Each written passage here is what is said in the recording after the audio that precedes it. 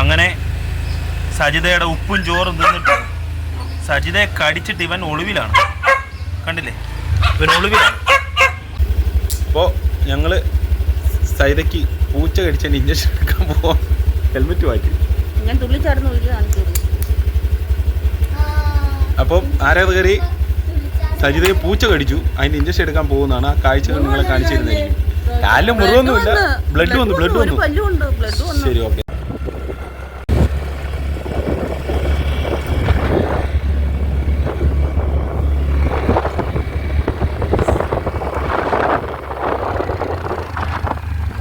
Bus അതിനെ injection എടുക്കാൻ വേണ്ടി കൊണ്ടുപോകണം. ഇഞ്ചക്ഷൻ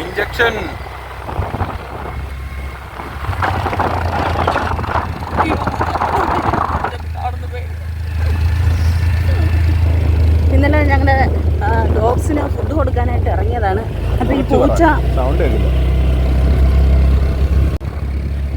ഇന്നലെ എന്നെ പൂച്ച കടിച്ചത് എങ്ങനെയാണെന്ന് പറയാം. ഞങ്ങളുടെ ഡോഗ്സിന് ഫുഡ് കൊടുക്കാനായിട്ട് ചോറും പാത്രത്തിൽ പിടിച്ചേക്കും. അപ്പോൾ ഈ പൂച്ച ഞങ്ങൾ വളർത്തുന്നതല്ല, വീട്ടിൽ വന്ന് കയറി പൂച്ചയാണ്. അപ്പോൾ ഇത് എന്നും വരാറുണ്ട്. പക്ഷേ ഇതെൻ്റെ കാലിൻ്റെ അടുത്തോടെ കയറി വന്നു. അപ്പോൾ ഞാൻ കണ്ടില്ല, ഞാൻ ഇവിടെ ചവിട്ടി കൊടുത്തു പൂച്ച. ഒരു മിനിറ്റ്, സജിതയുടെ കയ്യിൽ നിന്ന് ഉപ്പും ചോറും കഴിച്ച പൂച്ചയാണ് സജിത കടിച്ചത് കേട്ടോ. പക്ഷെ അത് അവർ ഇപ്പോൾ വേറെ ലെവലാക്കി കേട്ടോ.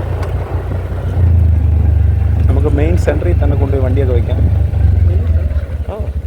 നോ പാർക്കിംഗ് എഴുതിയേക്കണമെന്നല്ലേ ഉള്ളൂ, കുഴപ്പമില്ല.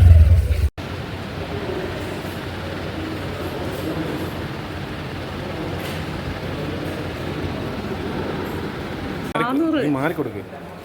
അപ്പം രണ്ടിലെ ഇഞ്ചക്ഷൻ എടുക്കാൻ പോകുന്ന പാവത്തിനെ ഞങ്ങൾ തുണ്ടൊക്കെ എടുത്ത് ഇനി അടുത്ത് ഞങ്ങൾ ഇഞ്ചക്ഷൻ എടുക്കാനുള്ള റൂമിലോട്ട് പോയിക്കൊണ്ടിരിക്കണം. ആദ്യം ഡോക്ടറെ കാണണം, അത് കഴിഞ്ഞിട്ട് ഇഞ്ചക്ഷൻ എടുക്കാൻ പറ്റത്തുള്ളൂ. പൂച്ച കടിച്ച് കണ്ടോ, ഇഞ്ചക്ഷൻ റൂമിലോട്ട് പോയിക്കൊണ്ടിരിക്കുകയാണ്. മുന്നേ നടന്നു. ചേച്ചി നിൽക്കേ. ചേച്ചി, ഈ ഹോസ്പിറ്റലിൽ എത്ര മണി വരെയാണ് പ്രവർത്തന സമയം? ഇത്രയും നല്ല ഹോസ്പിറ്റൽ ഉണ്ടാക്കിയിട്ട് ഫുൾ ടൈം ജനങ്ങൾക്ക് വേണ്ടി ഒരു സർവീസ് ഉണ്ട്. ഇത്രയും മനോഹരമായ സാനിറ്റോറിയം ഹോസ്പിറ്റൽ 1 മണിവരെ പ്രവർത്തനമുള്ളൂ എന്ന് കേട്ടപ്പോൾ അവിടുത്തെ സ്റ്റാഫിനോട് ചോദിച്ചതാണ്. അപ്പോൾ സ്റ്റാഫിൻ്റെ പ്രതികരണമാണ് നിങ്ങൾ കണ്ടത്. പാവം ചേച്ചി, അവരെന്തു പറയാൻ. അതൊക്കെ പോട്ടെ, നമുക്ക് സതുവിൻ്റെ ഇഞ്ചക്ഷൻ്റെ കാര്യവും എല്ലാം നോക്കാം. ഇഞ്ചക്ഷൻ എവിടെ എടുക്കണ്ടേ? കാണിച്ചു. എന്തോ ഭീകരമായിട്ടുള്ള ഇഞ്ചക്ഷനാണ്. സതു, ഇഞ്ചക്ഷനൊക്കെ എടുക്കാം. ടി വി ഒക്കെ ഉണ്ട് കേട്ടോ, അടിപൊളി ആണോ ഫ്രണ്ട്സ്. ഇത് നമ്മുടെ നൂർനാട് സാനിറ്റോറിയം ഹോസ്പിറ്റലാണ്. അപ്പോൾ ഇതിൻ്റെ വ്യക്തമായിട്ടുള്ളൊരു വീഡിയോ ഞാൻ ഇടുന്നുണ്ട്, പഴയ രൂപവും പുതിയ രൂപവും. അപ്പോൾ നമുക്ക് സതുവിൻ്റെ ഇഞ്ചക്ഷൻ വിശേഷങ്ങൾ കാണാം.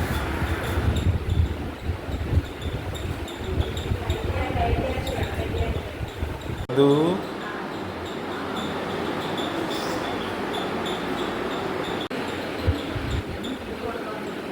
അപ്പോൾ സൈത പൂച്ച കടിച്ചറിഞ്ഞുകൊണ്ട് ആരാധകരുടെ ബഹളമാണ്.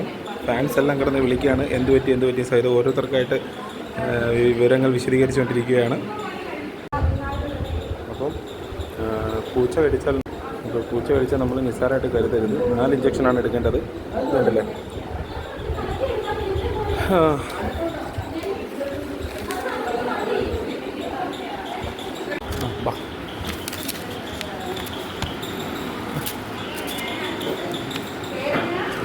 സജിത